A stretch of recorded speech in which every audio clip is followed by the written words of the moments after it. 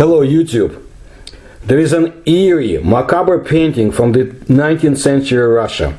If you look at it today, you see a landscape that shows Ukrainian flag colors and a pile of human skulls.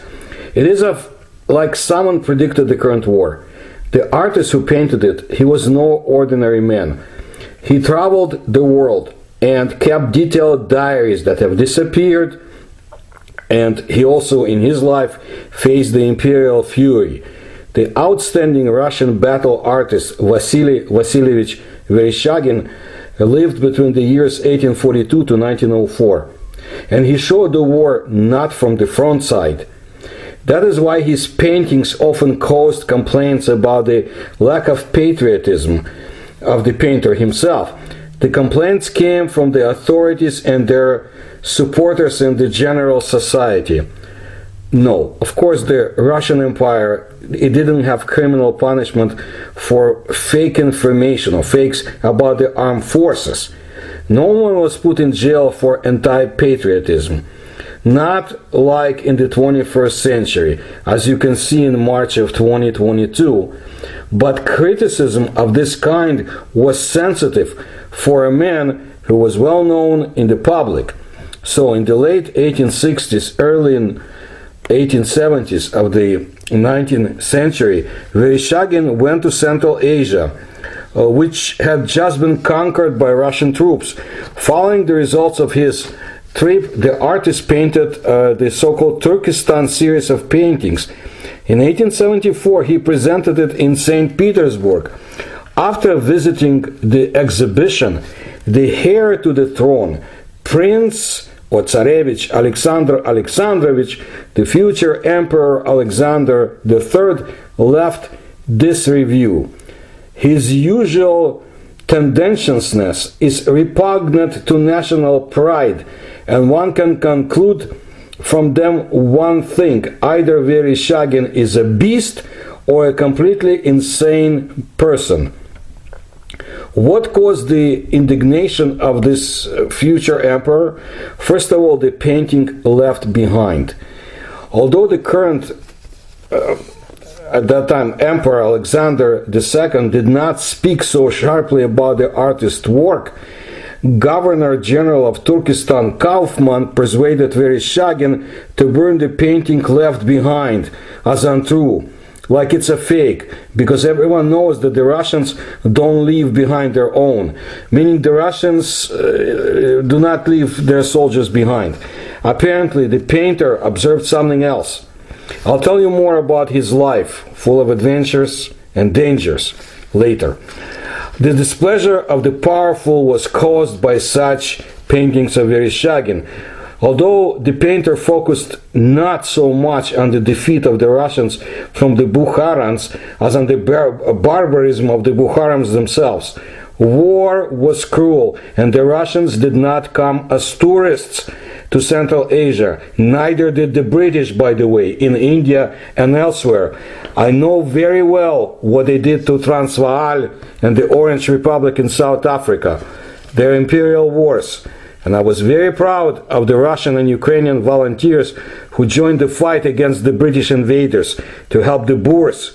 Just as today, I appreciate those foreigners who come to help the Ukrainians fight the Russian invaders. In 1877, 1878, Vereshchagin was in the Balkan theater of military operations with Turkey, or against Turkey, where he was seriously wounded. And there he also created some unpatriotic paintings, so to say. Vereshchagin also destroyed the third part of the multi-panel work, where the sentry freezes at the post. And again, this was at the request of the patriotic public. They pressured him, and not everyone can withstand such pressure. In the foreground of the painting is not the detour of the victorious troops led by the heir prince or Tsarevich, but mountains of corpses. In the 1880s, Vereshchagin created a series of paintings dedicated to show the public executions in Russia. The most famous, but not only in Russia as well. all over the world. The most famous painting depicts the shooting of captured Indian rebels by the British from the cannons. You see, but Vereshchagin also painted the execution of conspirators in Russia, which caused the displeasure of the regular patriots. This is completely different, they said, meaning, oh no, we are different from the British. Well, apparently the artist did not think so. Despite the artist's unwillingness to join the camp of the Russian hurrah patriots and those who protected, well, the Imperial Academy of Arts from 1873 to his death, they actually counted Vereshchagin as its professor. We should always applaud those who stand up against pressure. And they did. In 1904, Vereshchagin went to the theater of war with Japan, to Port Arthur, where he died as a soldier aboard the battleship Petropavlovsk, blown up by a mine together with the squadron commander, Vice Admiral Makarov. There's another side of the great artist's work which has been much less talked about and which people try to misconstrue, so to say, or misinterpret. We'll get to it. Vasily Vasilievich was a brave man, but again, we know he was forced to destroy his paintings after the pressure from the Imperial Russian authorities. Researchers of his work amicably note that there are many unknown pages in Vereshchagin's biography.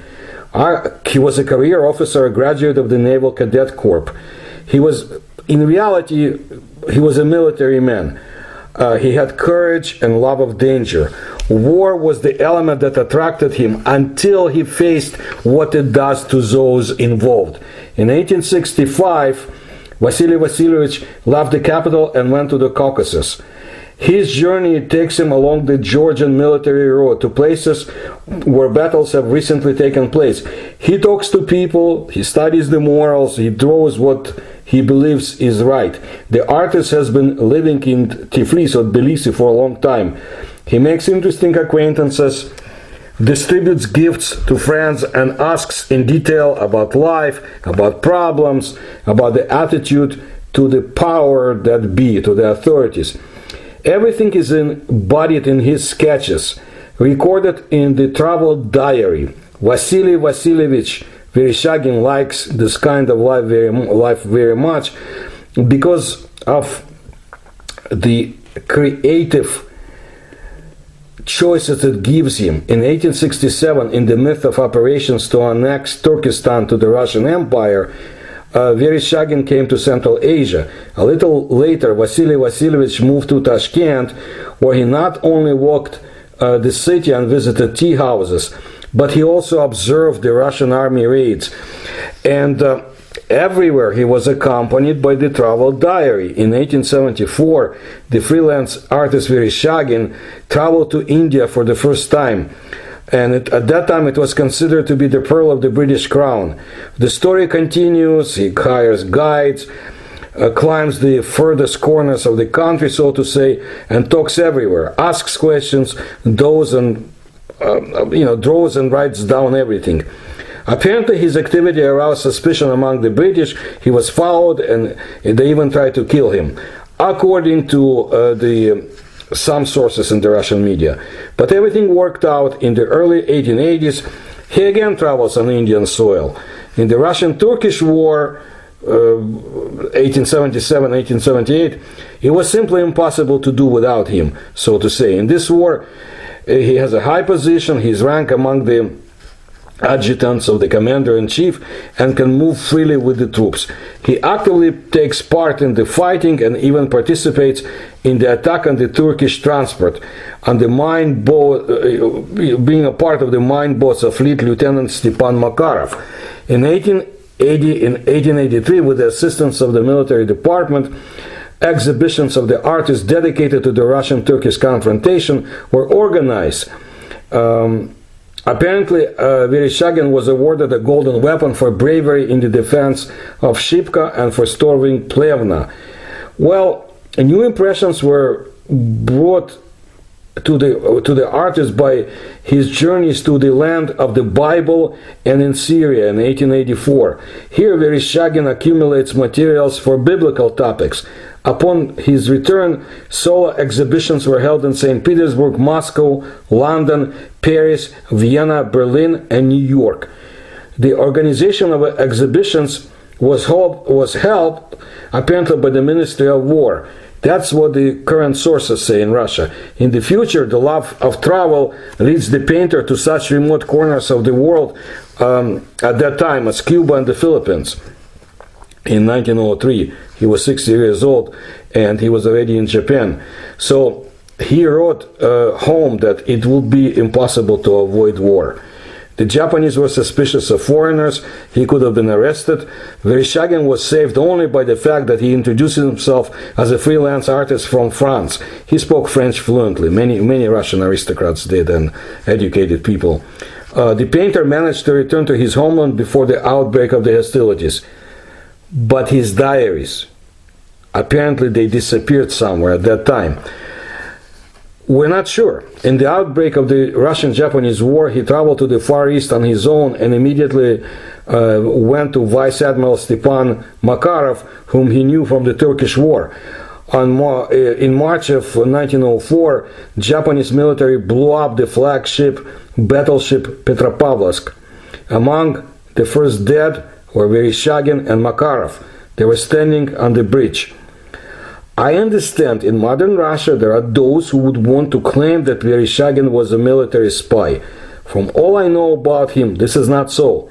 He was an honest man, a brave one, who didn't shy from danger and who decried war. The fact is that initially, when going to the combat area, Vasily Vasilievich Vereshchagin imagined the war as a kind of parade with music and waving plumes, with banners and the roar of guns, with galloping horses.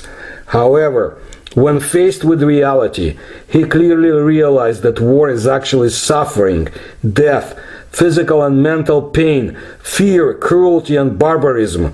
This is exactly how Vasily Vasilievich Vereshchagin depicted war on his canvases: wounded and dying soldiers, mountains of corpses, severed heads, tired and exhausted people.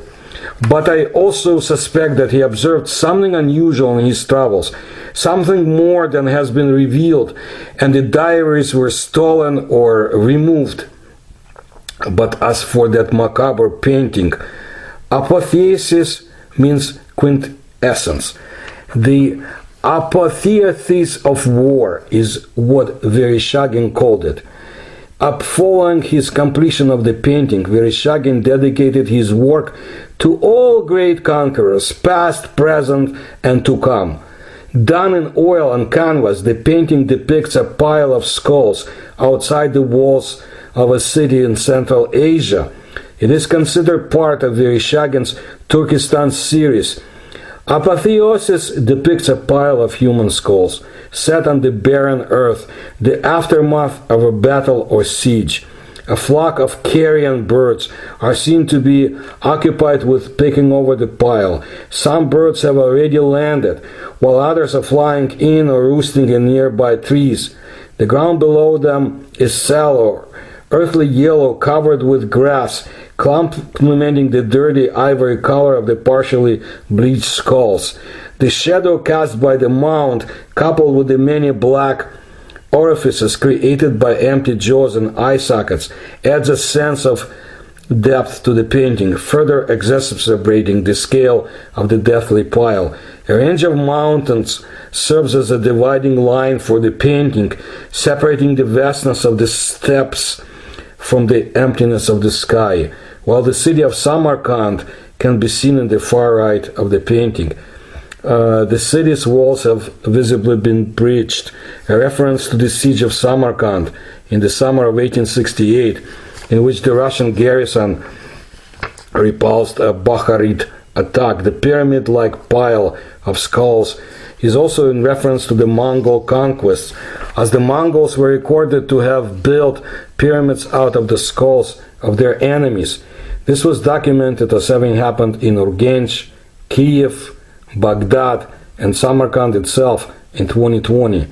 As for Kiev, you can see yourself on TV what is happening in the year 2022, 1,000 years after the Mongol invasions. I remember finding ancient pieces of broken weapons in the hills of Kiev when I was a youngster. I am afraid Ukrainian boys hundreds of years from now will be finding rusted weapons from the year 2022. On the works on that painting on the frame, Vereshchagin inscribed that he dedicated the painting to all great conquerors, past, present, and to come. Well, Vereshchagin exhibited his art at a number of venues from the 1870s and 1880s, like I said. And while his more traditional work was well received, two of his works from the campaign generated considerable controversy, like I said, specifically the painting that I mean, the Apotheosis of War, and the other one, the Left Behind, were considered to be profoundly anti-war and seen by some as portraying the Russian army in a bad light. And this resulted in the Russian government preventing the two paintings from being shown at Vereshchagin's exhibitions in Russia. The artist experienced a similar backlash when he exhibited his work in Germany, notably when Apotheosis was viewed by the German Field Marshal Helmut von Moltke the Elder. In a widely cited event, the painting provoked a confused, startled reaction from Moltke, who ordered that German soldiers be barred from seeing the painting. The order was seconded by the Minister of War of the Austrian Empire, who issued a similar ban. You see, the empires, they don't like when people show what happens to the conquered territories and those who live there. Well, Vereshchagin was unconcerned with the viewership bans on his painting, but he was concerned with the growing number of accusations within Russia that he was slandering the Russian army. So in response, he burned the three of his lesser-known paintings. I'm not going to judge him. His paintings that we see today are striking, and it seems to me that the Apotheosis of War is the condemnation of the modern war against Ukraine. And I think Vereshchagin's paintings will live on. I thank you for your attention to my work. If you can support my research, please do so. You will see the description to this video. And please subscribe to my channel and tell others. Thank you.